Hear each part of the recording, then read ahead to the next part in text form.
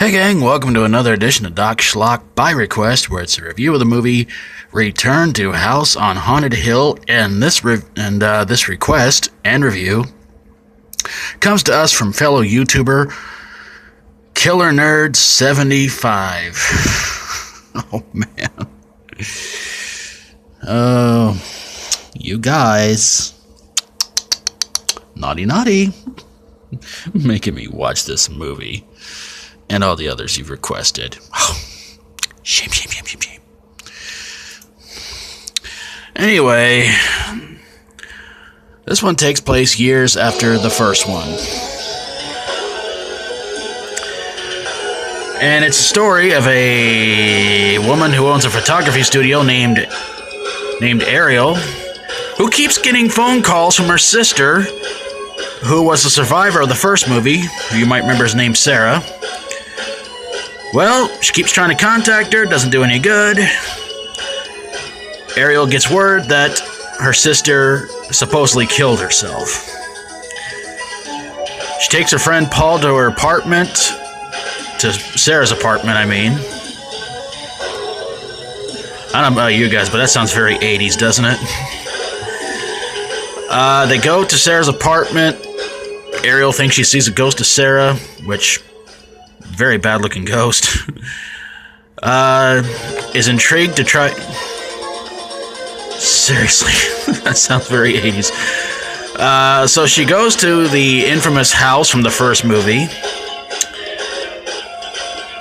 And these other three people from a college beat her there. Worst comes to worst, because Ariel and her friend Paul are being forced to go to the house by a guy who killed her sister named Desmond. Well, they wind up all at the place, and bad things just start happening.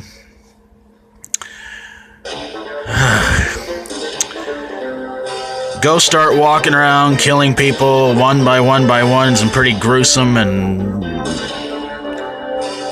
not all that good ways. So, yeah, the kills in this movie are gory and kind of roll your eyes kind of stuff too. Anyway, at the end of the movie, Ariel and Paul are the only ones left to get out of there alive. Ariel finds this piece of something that she has to kind of has to shut down this hole, in which, if she does, it eases the evil spirits in the house.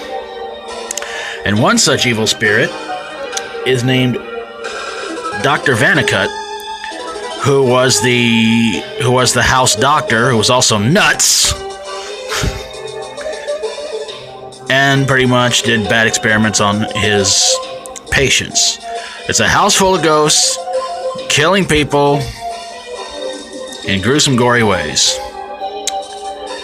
Well, anyway, Ariel and Paul get out of there alive, and the ghosts, who were killing pretty much everybody in the house,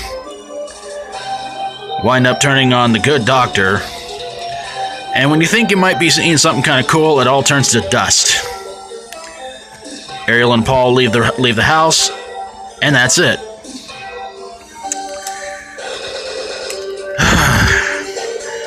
So yeah, the gore effects in this movie were not all that good. They were kind of idiotic. The thing I really didn't like about this movie was the fact that when everybody who was there tried to do something with the ghosts, the ghosts could do whatever they wanted to them. They could put their hands on them, on the people in the house. But yet, if they tried to fight back against the ghosts, oh no, it wouldn't do any good. So this movie was full of really bad special effects, idiotic plots, couple of good gore scenes in the movie. One of them where one of Desmond's thugs gets the top of his head cut off. That was pretty interesting. And Desmond's female thug gets her face sliced off. That was pretty cool. Other than that, the rest of this movie made absolutely no friggin' sense. And it just gave you this feeling of Why did I even waste my time watching this piece of crap? But it was pretty bad. I did somewhat enjoy the first one, but this one was not a big improvement. In fact, this was far worse. So there you guys go. Return to House on Haunted Hill, requested by fellow YouTuber Killer Nerd 75. And if you have a horror, sci-fi horror, comedy horror, or fantasy horror movie that made you want to run into the wall rather than watch it again, send it my way and I'll get on it ASAP. And if you like my videos, feel free to subscribe. So until next time, for Doc Schlock, by request, thank you so very much for watching, and as always, stay strong and rock on, and don't return to any houses that's on a haunted hill. Well, unless they're giving out free candy.